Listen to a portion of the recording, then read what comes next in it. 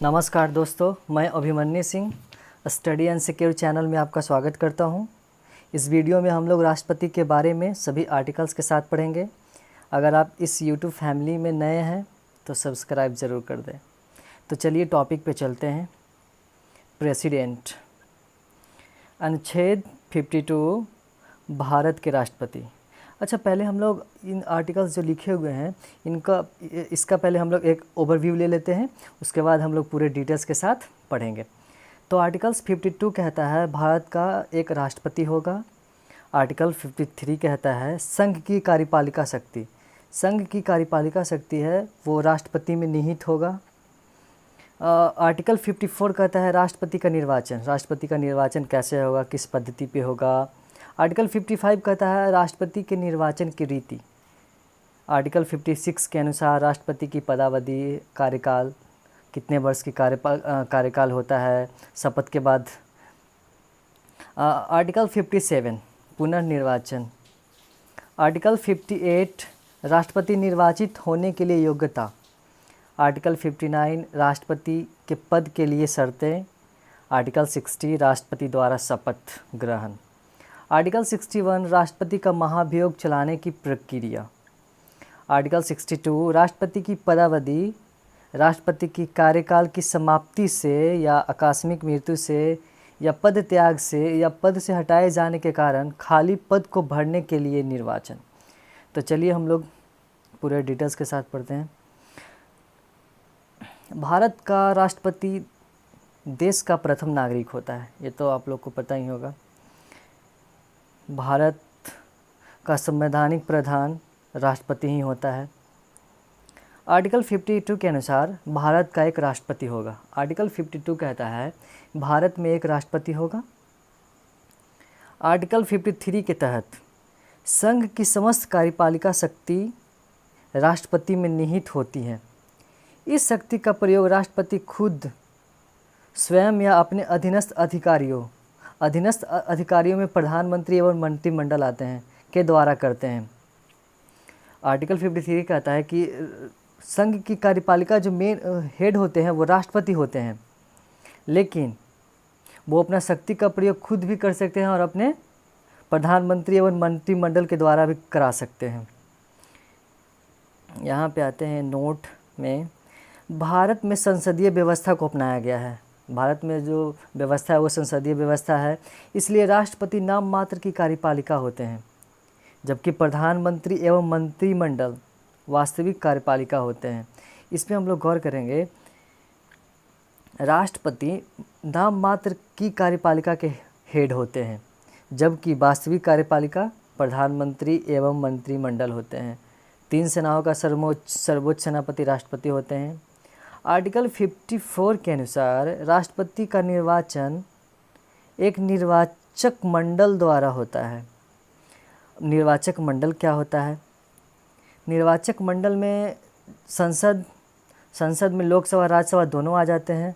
तो लोकसभा राज्यसभा दोनों आज तो जाते हैं, लेकिन उसके निर्वाचित सदस्य, ना कि मनोनीत सदस्य। जैसे राष्ट्रपति लोकसभा में एंग्लो इंडियन को चुनते हैं और लोकसभा राज्यसभा दोनों जगह में, जैसे लोकसभा में 12 एंग्लो इंडियन को चुनते हैं और राज्यसभा में 2 एंग्लो इंडियन को चुनते हैं, तो वो मनोनीत हो गया। निर्वाचित सदस्य जो चुनकर आए हैं प्लस निर्वाचित राज्य विधानसभा विधायक, जो निर्वाचित राज्य विधानसभा विधायक होंगे वही इस निर्वाचित मंडल में आएंगे। और नोट ए में आइए, इसमें लिखा हुआ है 17वें संविधान संशोधन अधिनियम 1992 के द्वारा दिल्ली और पुडुचेरी विधानसभाओं के निर्वाचित सदस्य को भी निर्वाचक मंडल में शामिल किया गया। केंद्र शासित प्रदेश दिल्ली और पुडुचेरी को 1992 17वें संविधान संशोधन के अधिनियम के अनुसार निर्वाचक मंडल में दिल्ली और पुडुचेरी को भी जोड़ा गया। राष्ट्रपति के चुनाव में मनोनीत सदस्य एंग्लो इंडियन एवं विधान परिषद के सदस्य भाग नहीं लेते। राष्ट्रपति का जो चुनाव होता है उसमें मनोनीत सदस्य जो राष्ट्रपति मनोनीत करते हैं, राष्ट्रपति नियुक्त करते हैं राज्यसभा और लोकसभा में, और राज्यपाल करता है अपने राज्य में एक एंग्लो इंडियन, तो वो प्लस विधान परिषद के सदस्य भाग नहीं लेते हैं राष्ट्रपति के चुनाव में। राष्ट्रपति के चुनाव से संबंधित सभी विवाद की जांच व फैसले उच्चतम न्यायालय में होते हैं तथा फैसला अंतिम होता है। अगर राष्ट्रपति के चुनाव में किसी भी तरह का विवाद उत्पन्न होता है तो वो उसका फैसला उच्चतम न्यायालय में होगा। आर्टिकल 55 कहता है राष्ट्रपति के निर्वाचन की रीति। राष्ट्रपति का जो निर्वाचन होगा उसका रीति कैसा होगा, तो इसका रीति होता है अनुपातिक प्रतिनिधित्व पद्धति के अनुसार एकल संक्रमणीय हस्तांतरणीय मत प्रणाली द्वारा अप्रत्यक्ष विधि से, तथा मतदान गुप्त होता है। जो मतदान होता है वो गुप्त होता है। आर्टिकल 56 राष्ट्रपति की पदावधि, राष्ट्रपति का कार्यकाल। राष्ट्रपति अपने पद या शपथ ग्रहण की तारीख से 5 साल की अवधि तक पद धारण करेगा। अपने पद की समाप्ति के बाद भी वह पद पर बना रहेगा जब तक अगला उत्तराधिकारी पद ग्रहण कर नहीं लेता।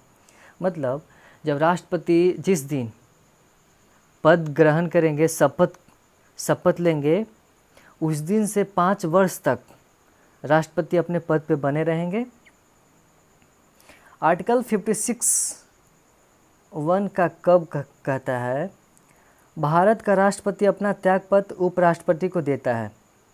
अगर उपराष्ट्रपति नहीं रहेंगे, अनुपस्थिति में, उपराष्ट्रपति की अनुपस्थिति में सर्वोच्च न्यायालय के मुख्य न्यायाधीश को देंगे। अगर ये दोनों नहीं रहते हैं तो सुप्रीम कोर्ट के वरिष्ठ न्यायाधीश को अपना त्यागपत्र देंगे वो। आर्टिकल 56(1) का ख कहता है राष्ट्रपति पर महाभियोग संविधान के उल्लंघन के आधार पर चलाया जा सकता है। यहाँ पे गौर कीजिएगा, यहाँ पे महाभियोग संविधान के उल्लंघन के आधार पर चलाया जा सकता है, लेकिन आर्टिकल 61 कहता है राष्ट्रपति पर महाभियोग लगाने की प्रक्रिया, स्टेप। आगे बोलो, हम लोग देखेंगे आर्टिकल 61 का। अभी इसको कंप्लीट करते हैं। आर्टिकल 56 का 2 कहता है उपराष्ट्रपति इसकी सूचना सभा अध्यक्ष को तुरंत देगा। अगर राष्ट्रपति अपना त्यागपत्र उपराष्ट्रपति को दे देते हैं तो उपराष्ट्रपति इसकी सूचना लोकसभा अध्यक्ष को तुरंत वो देंगे, फ़ौरन देंगे। आर्टिकल 57 पुनर्निर्वाचन। कोई व्यक्ति अगर राष्ट्रपति बनता है या बन चुका है तो वह व्यक्ति जितनी बार चाहे राष्ट्रपति बन सकता है। इसके लिए कोई रोक टोक नहीं है। वो राष्ट्रपति चाहे वो, इसका एज भी निर्धारित नहीं है। वो 60 साल, 70 साल, 80 साल, 90 साल, किसी भी एज में राष्ट्रपति पद पर वो खड़ा हो सकता है। भारत के प्रथम एवं एकमात्र राष्ट्रपति जो 2 बार पद पर रहे वो थे डॉक्टर राजेंद्र प्रसाद। आर्टिकल 58 कहता है राष्ट्रपति निर्वाचित होने के लिए योग्यता। पहला, भारत का नागरिक होना चाहिए, कम से कम 35 वर्ष की आयु पूरी कर चुका हो। कम से कम 35 वर्ष की आयु, मिनिमम जो एज है 35 वर्ष से कम नहीं होना चाहिए।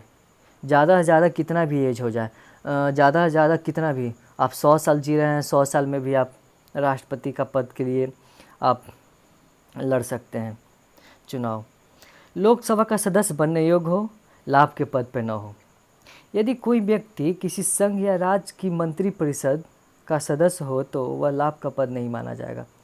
अगर कोई व्यक्ति केंद्र का या राज्य का मंत्रिपरिषद का सदस्य हो, या वो राष्ट्रपति ही क्यों ना हो या उपराष्ट्रपति ही क्यों ना हो, वो उस पद को लाभ का पद नहीं माना जाएगा।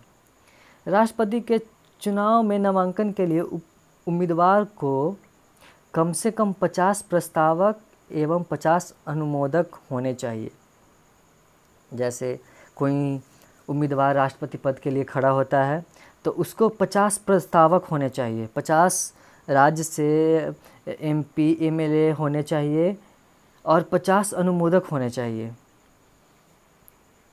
और आइए, 15,000 रुपये जमानत राशि के रूप में RBI के पास जमा करना होगा। अगर आप राष्ट्रपति उम्मीदवार के लिए खड़ा होते हैं और आपको ये सब सारे क्राइटेरिया आप फॉलो कर रहे हैं और आपको 50 प्रस्तावक भी मिल रहा है और 50 अनुमोदक भी हैं, तो आपको इसके बाद 15,000 रुपया आरबीआई के पास जमानत राशि के रूप में जमा करना होगा। और जो वोटिंग होगा, वोटिंग का जितना भी वोट आया उसका 1/6 वोट अगर आप प्राप्त करते हैं तो वो आपका पैसा वापस हो जाएगा। अगर आप 1/6 भाग प्राप्त नहीं करते हैं तो आपका पैसा वो जब्त हो जाएगा। आर्टिकल 59 राष्ट्रपति के पद के लिए शर्तें। वह संसद के किसी भी सदन या राज्य विधायिका का सदस्य नहीं होना चाहिए। यदि वह सदस्य है तो उसे पद ग्रहण करने से पहले उस सदन से त्यागपत्र देना होगा।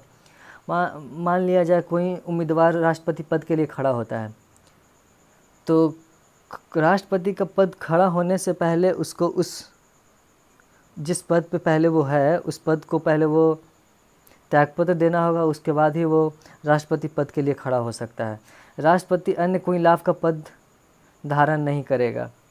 उसे बिना किराए दिए शासकीय आवास आवंटित होगा एवं उसकी उपलब्धियों और भत्ते उसकी पदावधि के दौरान कम नहीं किए जाएंगे। आर्टिकल 60 कहता है राष्ट्रपति द्वारा शपथ। राष्ट्रपति का शपथ। राष्ट्रपति अपना पद ग्रहण करने से पहले भारत के मुख्य न्यायाधीश या उसकी अनुपस्थिति में उच्चतम न्यायालय के उपलब्ध ज्येष्ठतम न्यायाधीश के समक्ष शपथ लेगा और उस पर हस्ताक्षर करेगा। आर्टिकल 61 राष्ट्रपति पर महाभियोग चलाने की प्रक्रिया। राष्ट्रपति पर महाभियोग चलाने की प्रक्रिया, यहाँ पे गौर कीजिएगा। महाभियोग के आरोप की प्रक्रिया संसद के किसी भी सदन में शुरू हो सकता है, वो चाहे वो लोकसभा हो चाहे वो राज्यसभा हो। लेकिन जिस सदन में भी वो शुरू हो रहा है उस सदन में सदन के सदस्यों का 1/4 सदस्यों का हस्ताक्षर होना उस पर ज़रूरी है। उसके बाद आर्टिकल 61 का 2 कहता है कि राष्ट्रपति पर महाभियोग लगाने से पहले 14 दिन का नोटिस भेजा जाएगा कि आपके द्वारा महाभियोग लगाया जा रहा है। 14 दिन को उनको टाइम दिया जाएगा। अगर वो इस पीरियड में अपना त्यागपत्र दे देते हैं तो महाभियोग यहीं खत्म हो जाता है। अगर वो नहीं देते हैं तो जिस सदन में महाभियोग की प्रक्रिया शुरू हुआ था उस सदन के 2/3 बहुमत से पारित होने के बाद दूसरे सदन में भेज दिया जाएगा, जहां उसे इन सभी आरोपों को जांच होगी और वहां राष्ट्रपति को भी उपस्थित होना होगा। राष्ट्रपति अपने बचाव में बात कहेंगे, अपने बचाव में बात बोलेंगे। अगर इन सभी आरोपों को उस सदन में जो राष्ट्रपति के ऊपर जो आरोप लगाया गया है वो सभी आरोप सही पाया जाता है तो वो सदन 2/3 बहुमत से पारित कर देता है और राष्ट्रपति को उस पद से त्याग देना होता है। राष्ट्रपति को उस दिन से वो पद खाली हो जाता है। अब आइए नोट बी में, महाभियोग की प्रक्रिया एक अर्ध न्यायिक प्रक्रिया है। संसद के दोनों सदनों के मनोनीत सदस्य भी इस महाभियोग की प्रक्रिया में भाग लेंगे। लेकिन राज्य विधानसभाओं और केंद्र शासित प्रदेश दिल्ली व पुडुचेरी के सदस्य इस महाभियोग में भाग नहीं लेंगे। मतलब जैसे राष्ट्रपति का चुनाव हुआ था तो वहाँ पे जो राष्ट्रपति मनोनीत किए थे, नियुक्त किए थे एंग्लो इंडियन को, वो एंग्लो इंडियन चुनाव में भाग नहीं ले सकता था, लेकिन यहाँ महाभियोग में वो भाग ले सकता है। लोकसभा में जो 12 सदस्य एंग्लो इंडियन जो मनोनीत हुए थे और राज्यसभा में जो 2 मनोनीत हुए थे वो महाभियोग में भाग ले सकते हैं। अभी तक किसी भी राष्ट्रपति पर महाभियोग नहीं चलाया गया है। आर्टिकल 62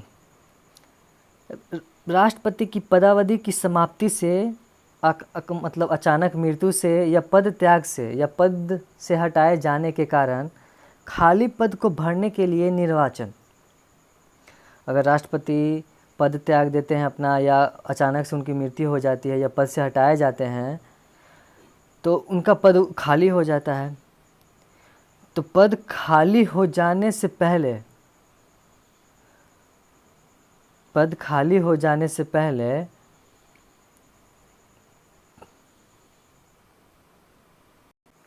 यहाँ पे माफ़ कीजिएगा, यहाँ पे पढ़िएगा निर्वाचन ए में, राष्ट्रपति की पदावधि की समाप्ति से हुई पद खाली को भरने के लिए निर्वाचन।